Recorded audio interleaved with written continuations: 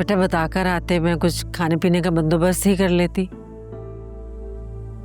अरे नहीं आंटी, सिर्फ खाना खाने थोड़ी आए, हमारा अपना घर है, जब चाहे आ सकते हैं, है ना।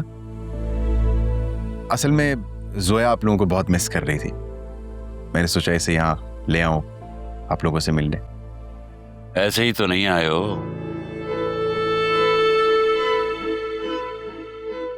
कोई ना कोई बात और काम तो जरूर होगा।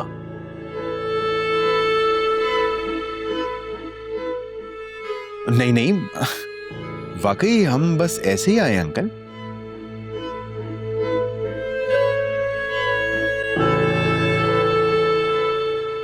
बाबा,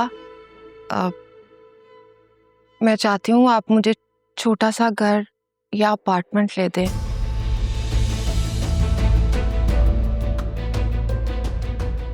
आपको तो पता ही होगा, जिस घर में हम रहते हैं वो असफर के भाई का है और वो उन्होंने सेल कर दिया। नुसरत, क्या इस सिलसिले में तुम्हारी जोया से कोई बात नहीं हुई? नहीं नहीं, मुझे तो कोई मौका ही नहीं मिला बात करने का। कैसी बात? हमने डिसाइड किया है कि जितना किराया तुम लोग दे सकते हो उतना ही हम लोग भी दे दिया करेंगे। इस तरह तुम्हें किसी अच्छी जगह पे 3 बेड का अपार्टमेंट तो मिल ही जाएगा। लेकिन बाबा, वो मेरा अपना घर थोड़ी होगा। बेटा, ये तो अब तुम्हारे शौहर का फर्ज है कि तुम्हारी पसंद की सोसाइटी में तुम्हारी पसंद का घर तुम्हें दिलाए। हम तो बस इतना ही कर सकते हैं, और आजकल के हालात में तो ये भी बहुत है। बाबा, क्या आप मुझे एक फ्लैट नहीं लेकर दे सकते? बाबा, मैं जिंदगी भर आपसे कुछ नहीं मांगूंगी, कुछ नहीं। तो साफ साफ कहो ना बेटा, विरासत में हिस्सा मांगने आई हो।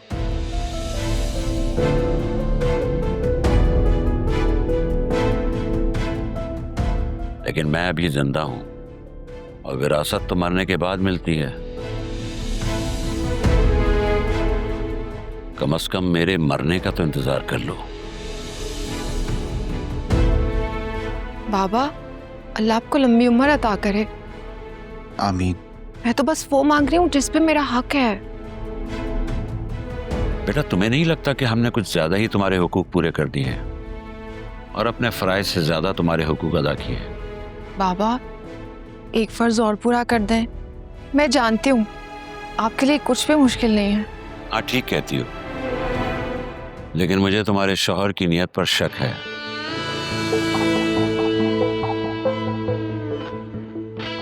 और इसके पीछे भी इसकी कोई चाल है। और ये घर दिलाने वाली पट्टी भी इसी ने तुम्हें पढ़ाई है। नहीं नहीं बाबा, मुझे किसी ने कुछ नहीं कहा, ये मेरी खुद की ख्वाहिश है। अंकल, जोया सही कह रही है, मैंने तो इससे कुछ भी नहीं तुम कहा। चुप करो, मैं अपनी बेटी से बात कर रहा हूं। बाबा, आप मेरे शौहर से ऐसे बात नहीं कर सकते। मुझे मत सिखाओ कि मुझे क्या करना है।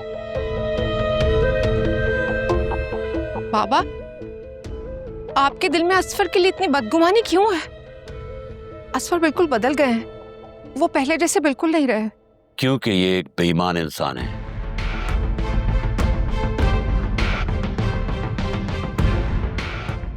और इसकी बेईमानी का सबूत यही है कि इसने आज उस बेटी की आवाज बाप के सामने ऊंची करवा दी है, जिसके सामने बेटी अपनी नजरें ऊंची नहीं कर पाती थी। बाबा, बार बार असफर को क्यों बीच में ला रहे? उन्होंने कुछ नहीं किया। जोया, जोया प्लीज, हम अब बड़े हैं, आराम से तो बात करो यार। और मैंने कहा था ना तुमसे, वो नहीं मानेंगे, छोड़ो बस। देखो, इसे देखो, लहजा देखो इसका, ये उकसा रहा है तुम्हें। मुझे कोई नहीं उकसा रहा, कोई वर्गला नहीं रहा है। तो ठीक है बेटा, मत मानो मेरी बात। तुम्हें तुम्हारा शौहर बहुत अजीज है ना, बहुत तरफदारी कर रही हो ना उसकी। अब यही तुम्हारे लिए घर ढूंढेगा और तुम्हें वहीं रहना पड़ेगा।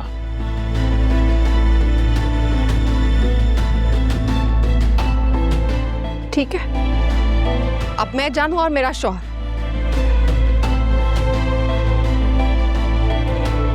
लेकिन आज के बाद मैं किसी के मुंह से असफर के बारे में कोई बात नहीं सुनूंगी।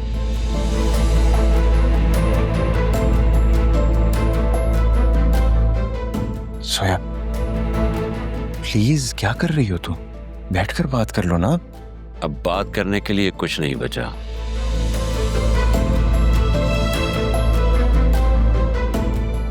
बेहतर होगा कि तुम लोग चले जाओ यहां से।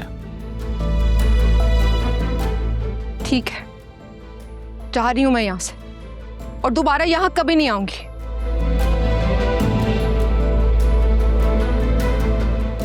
जिस घर में आपके शौहर की इज्जत ना हो, वहां ना बेइज्जती जैसा है।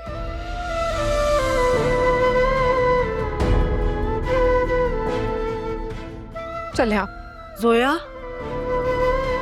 जोया बेटा रुक जाओ, जोया रुक जाओ बेटा।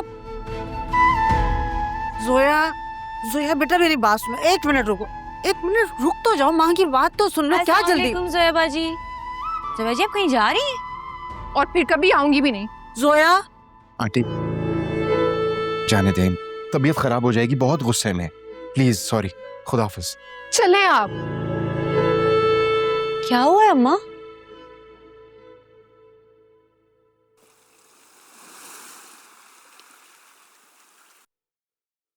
ये तुमने मुझे इतनी इमरजेंसी में क्यों बुलाया है? कहीं पापा ने तुम्हारा रिश्ता तो नहीं तय कर दिया?